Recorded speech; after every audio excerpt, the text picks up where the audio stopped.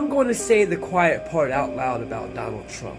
Because if history tells us anything, history tells us who is really for us and who's really against us. You can say who's really for us, John F. Kennedy. Who's really for the people, Muammar Gaddafi. Regardless of what headlines say, regardless of what news articles say, regardless of what media says, that's what you know not to believe, because who controls the media? A three-letter agency we shall not name. And they created this term, conspiracy theorist. And that term, conspiracy theorist, was made in relation to a certain president by the name of John F. Kennedy. So let me say the quiet part out loud. If Donald Trump is really not part of the plan, and if Donald Trump is really for us, then when Donald Trump is president or is trying to become president, if you really have all these deep state people are afraid of Donald Trump and not like him, what makes you think that he won't have the same end results as John F. Kennedy? Right?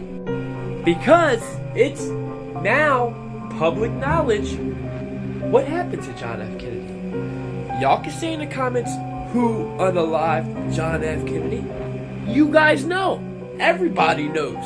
The only thing they haven't released in the documents is the names, the people that were associated with John F. Kennedy. But we know who it was. And they called those people who already thought that, who figured it out through the evidence, conspiracy theorists. But they really weren't conspiracy theorists.